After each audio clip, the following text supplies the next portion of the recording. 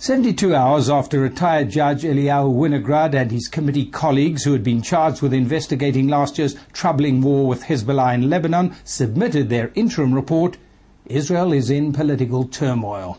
Sapping, enervating the political struggle may be, but it also seems to be a sign of a healthy democracy in action.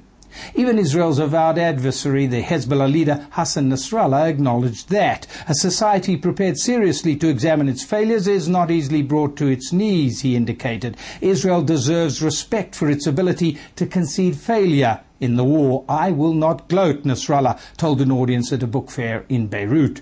It is worthy of respect that an investigatory committee appointed by Olmert condemns him, he said. But was last year's war as big a failure as it's being projected? And how far did the leaders who took Israel into that war, especially Prime Minister Olmert and Defense Minister Amir Peretz, really fail, as the Winograd Commission graphically terms it? It is around that judgment that vigorous public debate now revolves and focuses on two central questions. Can Ehud Olmert survive politically? And secondly, can Likud leader Benjamin Netanyahu be stopped? Bibi Netanyahu waiting in the wings to have another chance to lead Israel and saying he will not again commit the failures for which he was judged a failure by the Israeli people when they voted him out for the Prime Minister's office in 1999 and then failed in the elections when Olmert, leading the new centrist party Kadima, came to office just over a year ago. Those are the key questions on the agenda after the submission of the Winograd report this week. When the government-appointed commission concluded was that Olmert had made up his mind hastily to launch the campaign against Hezbollah last July.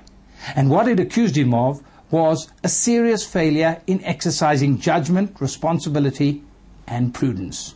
Also, said the Commission in its preliminary report on the 34-day conflict, Olmert's declared aims in going to war to free the two soldiers seized by Hezbollah and to crush the militant group were overly ambitious and impossible to achieve.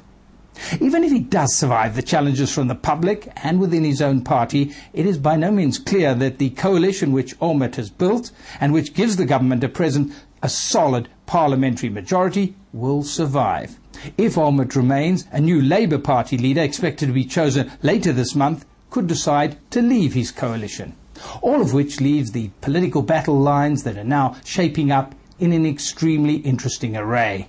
All the more so after, on Wednesday afternoon, Foreign Minister Tzipi Livni of Olmert's own Kadima party called on the Prime Minister to resign.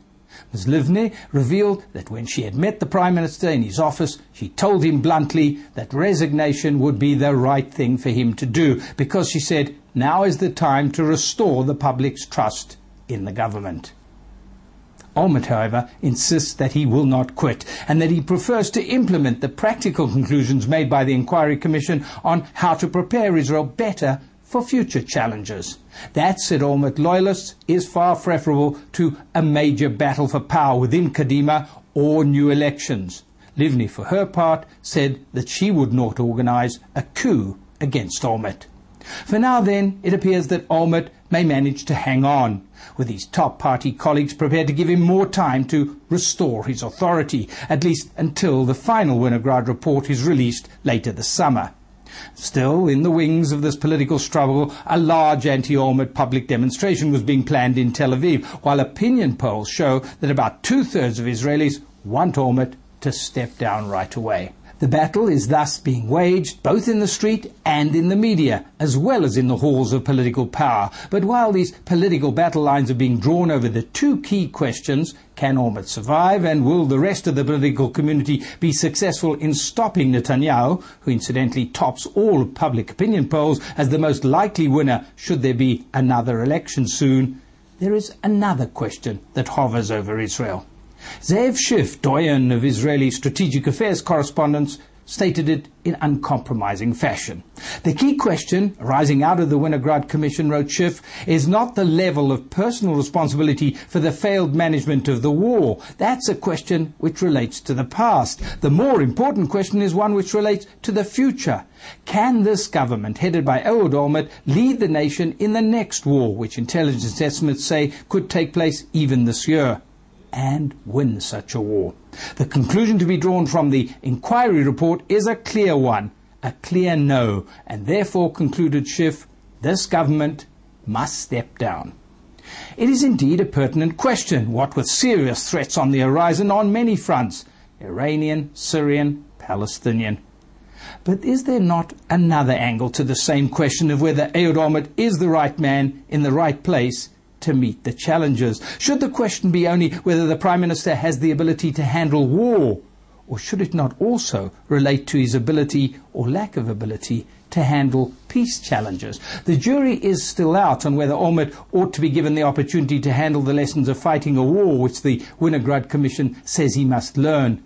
But is there not perhaps a still more important challenge against which the Prime Minister needs to be judged? Whether he has been true to his own convictions, been true to his own declared policies.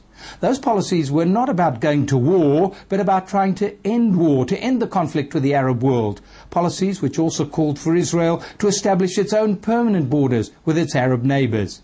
That, Jerrold Olmert had said, would be his top priority if he was elected to lead Israel. But to go back to the immediate political struggle. Any Israeli Prime Minister has three pillars of strength on which to maintain his authority. The support of his own party first, the solidness of the coalition around which, given Israel's proportional representation system, every government must be formed, and popular support. Jerrold Olmert has absolutely no popular support. His popularity rating is virtually nil, certainly the lowest of any Israeli Prime Minister ever. But there is no natural successor within Kadima, while the Olmert coalition is not all that shaky, given that crucial "we must stop Bibi Netanyahu" factor. All of which, 72 hours into this titanic political struggle, leaves the question, will he go, or will he be able to stay, unresolved? And the conclusion that this is definitely going to be a tight-run thing. Perhaps in the end, whether Jerrold Olmert survives in office beyond the summer will depend on whether he is able to show what he hasn't shown in any dramatic fashion during his year in power, real leadership. Accountability and credibility are two key words in this crisis. Israelis themselves seem more interested in the credibility of their leadership, whereas outsiders see most prominently the issue of accountability. The Winograd Commission spoke of one of the greatest sources of strength of Israeli society is being free, open and creative. And that prompted the leading New York Times columnist Roger Cohen to come up with this conclusion. Accountability is central to Israel's enduring vigour. To watch in the Middle East a commission excoriating the Prime Minister who actually appointed it is bracing. Proof perhaps that whether Jerrold Olmert is indeed forced from office or not, and whether he is judged by the people of Israel and its political community to be accountable on this or that charge, even at this troubled moment for Israeli society, not all seems dark and gloomy.